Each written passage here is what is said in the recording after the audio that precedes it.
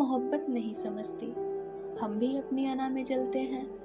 इस दफा बंदिशें ज्यादा हैं, छोड़ अगले जन्म में मिलते हैं। शेरो शायरी से लेकर फिल्मी दुनिया तक, कर्ज, ओम शांति ओम, करण अर्जुन, अब के बरस, नील कमल, हर जगह पुनर्जन्म का बोलबाला है। और आज हमारी वीडियो का टॉपिक भी यही है, री इनकारनेशन।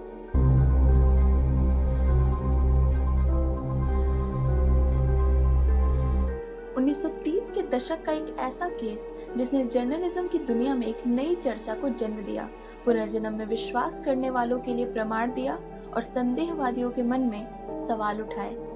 हम बात कर रहे हैं इंडिया के पहले और सबसे फेमस री इनकारनेशन केस शांति देवी की कहानी के बारे में, जिसने महात्मा गांधी तक का ध्यान अपनी ओर खींच लिया। 11 दिसंबर 1926 को शांति देवी का जन्म दिल्ली में हुआ। आमतौर पर बच्चे छोटी उम्र में ही बोलना शुरू कर देते हैं, लेकिन शांति देवी 3 साल तक काफी चुप रही और बहुत कम बोलती थी। मगर जैसे ही शांति देवी 4 साल की हुई, उन्होंने ऐसी बातें बोलनी शुरू की जिसने सबको हैरान करके रख दिया।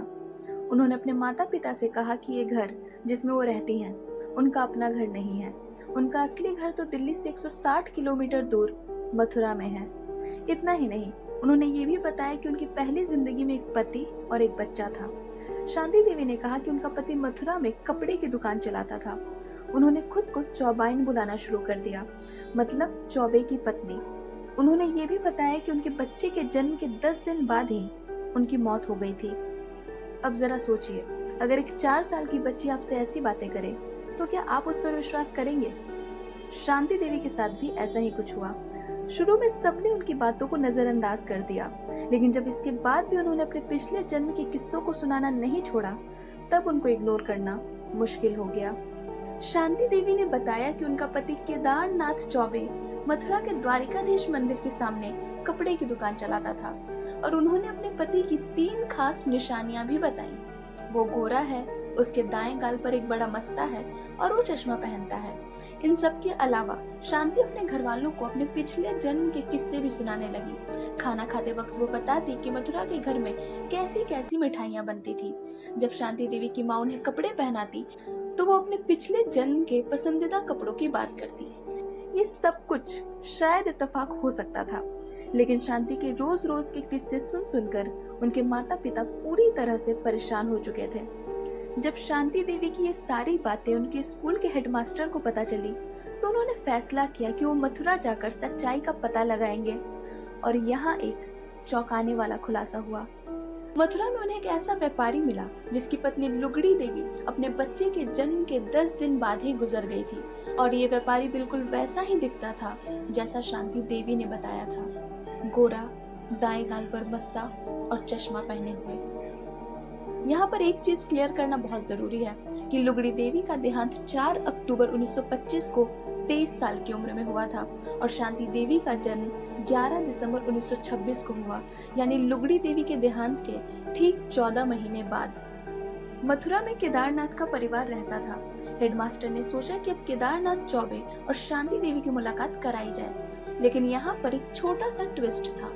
केदारनाथ शांति देवी का टेस्ट लेने के लिए अपने बड़े भाई के रूप में शांति देवी से मिलने आए, मगर शांति देवी ने न सिर्फ उन्हें पहचान लिया, बल्कि उनके साथ आए अपने बेटे नवनीत लाल को भी तुरंत पहचान लिया, जिसे देखकर वहां मौजूद सभी लोग दंग रह गए। इस मुलाकात के दौरान शांति देवी ने अपने पिछले जन्म के हर किस्से, बच्चे के जन्म से लेकर अपनी मौत तक हर एक घटना को डिटेल में बताया। उन्होंने अपनी मौत के समय के मेडिकल हालात और परिस्थितियों को भी पूरी तरह से डिस्क्राइब किया।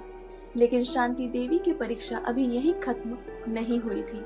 केदारनाथ ने शांति देवी के पिता से परमिशन मांगकर शांति देवी से अकेले में बातचीत की। उन्होंने शांति देवी से पूछा कि लुगड़ी देवी को अर्थराइटिस था, जिससे उनके जॉइंट्स कमजोर हो गए थे, फिर भी वो कैसे प्रेग्नेंट हुई। शांति देवी ने ना सिर्फ इसका जवाब दिया, बल्कि केदारनाथ के साथ अपने पिछले जन्म के इंटीमेट मोमेंट्स को भी डिस्क्राइब किया। इतना ही नहीं, शांति ने केदारनाथ को इस बात के लिए डांट भी लगाई कि उसने दूसरी शादी क्यों की, जबकि उन्होंने एक दूसरे से वादा किया था कि कोई भी दूसरा विवाह नहीं करेगा। ये सारी बातें सुनकर केदारनाथ को यकीन हो चुका था कि शांति देवी ही उनकी मरहूम पत्नी लुगड़ी देवी का पुनर्जन्म है। शांति देवी की कहानी इतनी मशहूर हुई कि मीडिया और रिसर्चर्स इसे कवर करना चाहते थे। 1930 के दौर में जब भारत आजादी के लिए लड़ रहा था, ये एक ऐसी खबर थी जो सबके लिए चर्चा का विषय बनी। महात्मा गांधी भी इससे प्रभावित हुए और उन्होंने शांति से मिलने का फैसला किया। शांति देवी से बात करने के बाद गांधी जी ने 15 लोगों की एक कमेटी बनाई, जिसमें लाला देशबंधु गुप्ता और डॉक्टर बिशन चंद्र जैसे प्रमुख लोग शामिल थे। ये कमेटी 15 नवंबर 1935 को शांति देवी के साथ मथुरा गई। स्टेशन पर उतरते ही शांति देवी ने एक अनजान व्यक्ति को पहचान लिया और कहा कि ये उनके देवर है। और हैरानी की बात यह है कि वो सच में केदारनाथ के भाई बाबूराम चौबे थे। उन्होंने एक तांगे वाले को अपने घर का रास्ता बताया और ये भी बताया कि वहाँ क्या क्या नए बदलाव हुए हैं, और ये सारी बातें बिल्कुल सच निकली।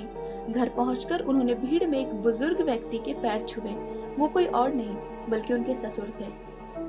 यहाँ पहुंचकर एक बार फिर शांति देवी की परीक्षा ली गई। उनसे पूछा गया, जाजरू कहाँ है? तो शांति देवी ने वॉशरूम की तरफ इशारा किया। उनसे फिर पूछा गया कि कटोरा क्या होता है। उन्होंने बताया कि ये एक प्रकार का पराठा है। आपको बता दें कि ये सारे शब्द सिर्फ मथुरा के चौबे परिवार में इस्तेमाल होते थे, जो किसी बाहरी व्यक्ति के लिए जान पाना मुश्किल था। इसके अलावा शांति देवी ने वो कुआं भी दिखाया जहां वो पिछले जन्म में नहाया करती थी। शांति ने कमेटी को घर की दूसरी मंजिल पर एक जगह बताई जहां उन्होंने कुछ पैसे छुपा कर रखे थे। लेकिन जब कमेटी वहां पहुंची तो वहां एक गुलदस्ता तो था, लेकिन पैसे नहीं। तब केदारनाथ ने ये कन्फेस किया कि लुगड़ी देवी की मौत के बाद उन्होंने वो पैसा वहां से निकाल लिया था। इन सब घटनाओं को देखते हुए कमेटी ने ये निष्कर्ष निकाला कि शांति देवी सच में लुगड़ी देवी का पुनर्जन्म है। इस रिपोर्ट के प्रकाशित होने के बाद ये कहानी दुनिया भर में फैल गई। कई पैरासाइकोलॉजिस्ट्स और विद्वानों ने इस पर रिसर्च शुरू की। मशहूर रीइंकार्नेशन रिसर्चर इयन स्टीवेंसन ने इस केस को ऑथेंटिक माना और कहा कि इतनी डिटेल में इतना कुछ बता पाना लगभग नामुमकिन है। एक स्वीडिश क्रिटिक स्टूर लॉनर स्ट्रेंड ने शुरू में इस कहानी को झूठ कहा, लेकिन गहरी रिसर्च के बाद उन्होंने भी इसकी सच्चाई को स्वीकार किया और कहा कि ये पुनर्जन्म का प्रमाण है। शांति देवी ने भी अपनी बाकी की जिंदगी शांति से जी। कभी भी इस केस के लिए शोहरत या ध्यान नहीं मांगा, जो उनके दावों पर और भी विश्वास दिलाता है। तो दोस्तों, ये तो थी शांति देवी की कहानी, जिसने न सिर्फ भारत बल्कि दुनिया भर में पुनर्जन्म के विषय पर चर्चा छेड़ दी। लेकिन क्या आप जानते हैं कि शांति देवी का ये केस अकेला नहीं है। दुनिया भर में कई ऐसे फेमस केसेस हैं, जैसे इयन स्टीवेंसन के द्वारा दस्तावेज किए गए केस जिसमें बच्चों ने अपने पिछले जन्म की यादें बताई, या फिर जेम्स लेनिंगर का एक केस जिसमें एक अमेरिकन बच्चे ने अपने पिछले जन्म में एक पायलट होने का दावा किया। भारत में भी टीटू सिंह जैसे केसेस ने लोगों के मन में सवाल जगाए हैं, और ऐसे अनेक केसेस ने बार बार एक ही सवाल खड़ा किया, is reincarnation real? Write your thoughts in the comment box.